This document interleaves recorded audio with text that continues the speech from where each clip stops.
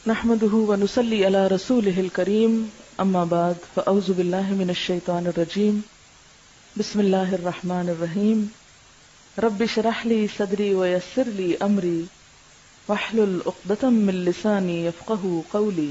ایک حدیث میں آتا ہے کہ قیامت کے دن ایک آواز دینے والا آواز دے گا، عقل والے لوگ کہاں ہیں؟ عقل والے کہاں ہیں؟ لوگ پوچھیں گے کہ عقل والے کون ہیں؟ جواب دیا جائے گا وہ لوگ جو اللہ کو کھڑے بیٹھے اور لیٹے یاد کرتے تھے اور آسمان و زمین کی تخلیق میں غور کرتے تھے اور کہہ اٹھتے تھے خدایا تو نے ان کو بیکار نہیں بنایا، تو پاک ہے، بس ہم کو جہنم کے عذاب سے بچا لے۔ یہ ہیں عقل والے جن کا ذکر ان کے اندر فکر پیدا کرتا ہے کہ یا رب آخرت کے عذاب سے بچا لے، یعنی وہ سارے غور و فکر کے نتیجے میں اللہ کی عظمت اور ہیبت کے قائل ہوتے ہیں، فوراً ان کو اپنی آخرت اور انجام کی فکر ہونے لگتی ہے۔ حضرت ابو ہریرہ رسول اللہ صلی اللہ علیہ وسلم سے روایت کرتے ہیں، ایک شخص چھت پہ لیٹا ہوا تھا، آسمان اور ستاروں کو دیکھ رہا تھا۔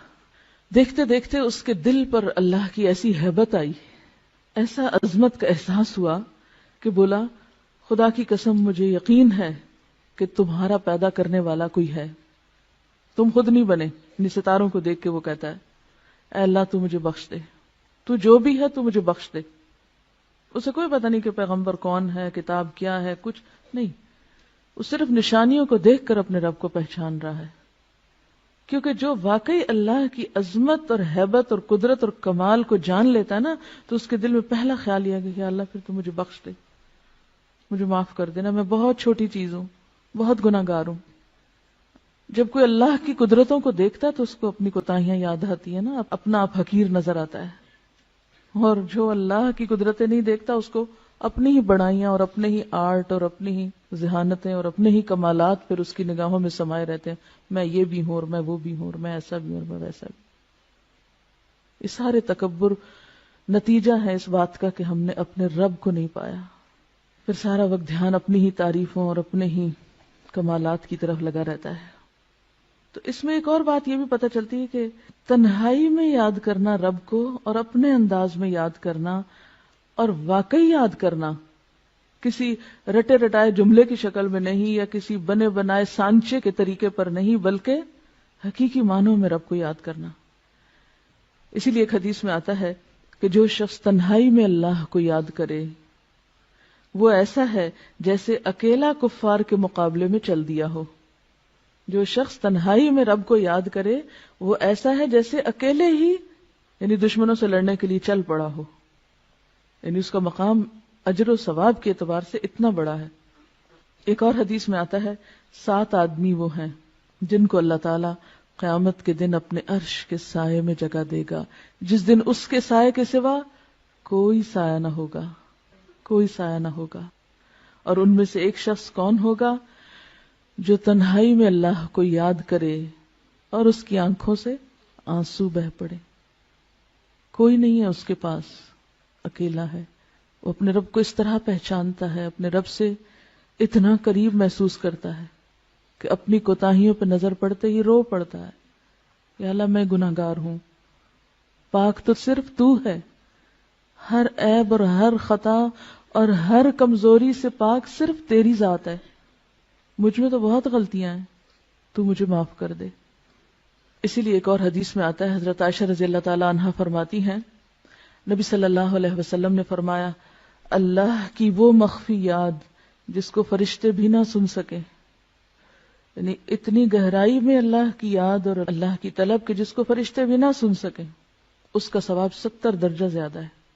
ٹھیک ہے زبان سے بھی ذکر کرنا چاہیے، بلند آواز سے بھی کرنا چاہیے، لیکن تنہائی میں جب کوئی نہ ہو، صرف آپ ہوں اور آپ کا رب ہو، اور واقعی پھر دل کے پورے تاثر کے ساتھ یاد کر کے روئیں، وہ چیز ہر ریاکاری سے پاک ہوتی ہے، ہر دکھاوے سے، کیونکہ اس میں آپ دیکھیں آپ اتنے قریب ہیں نا، آپ دل ہی دل میں سرگوشیاں کر رہے ہیں اپنے رب سے۔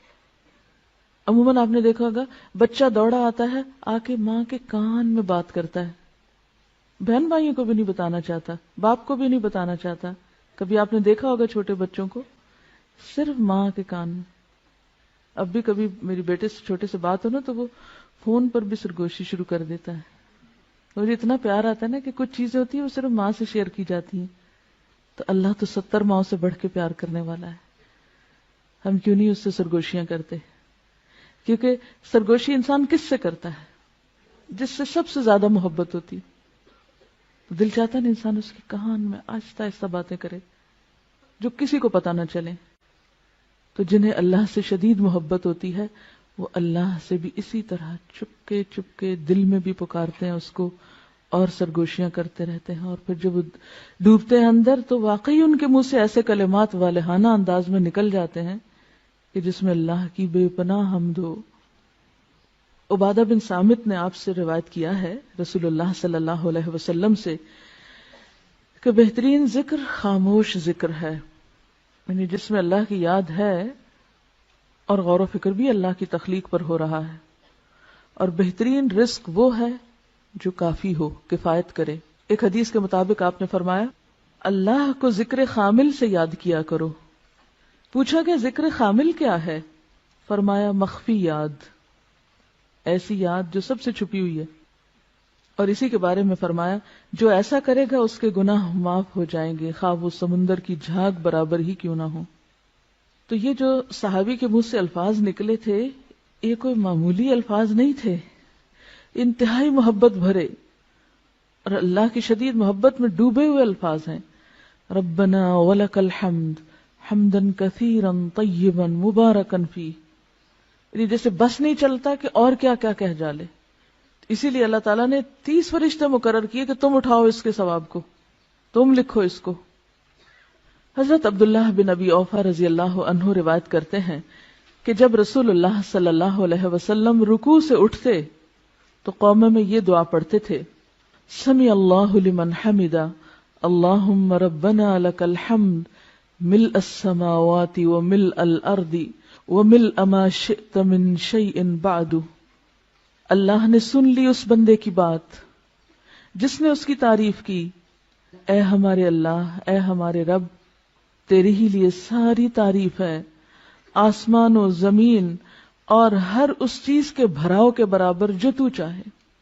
یعنی میں تیری تعریف کر رہا ہوں اتنی جس سے آسمان بھر جائیں، جس سے زمین بھر جائے، اور پھر اس کے بعد جو بھی چیز تو چاہے بھر جائے، کیونکہ ہمیں تو پتہ نہیں اس کے بعد اور کیا ہے.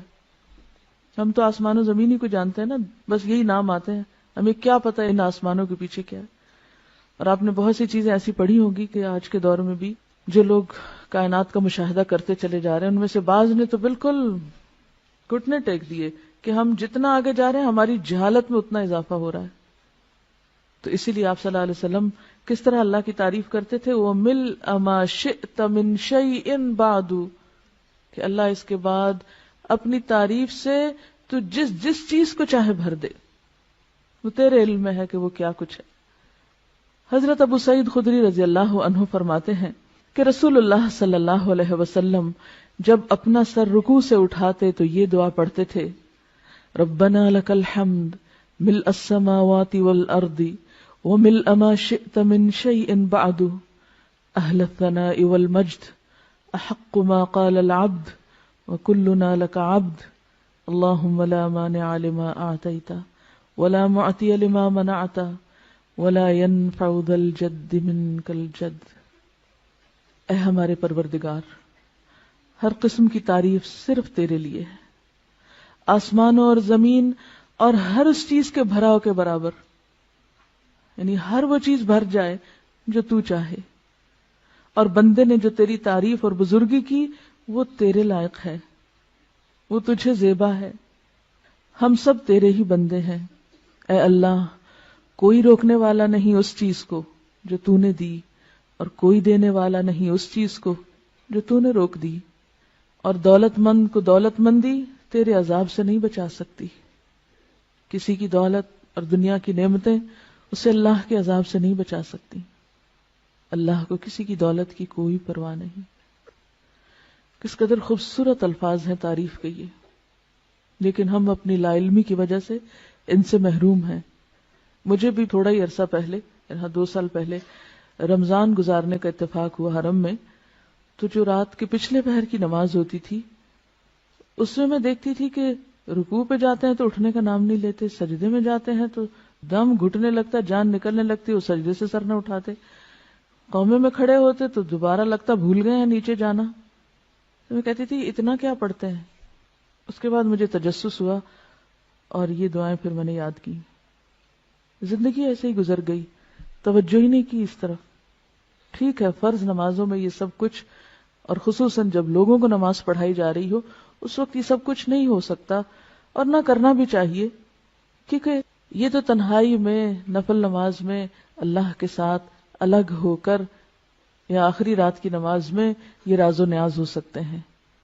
سبحانک اللہم و بحمدک اشہد ان لا الہ الا انت استغفرک و اتوب الیک. السلام علیکم و رحمۃ اللہ وبرکاتہ.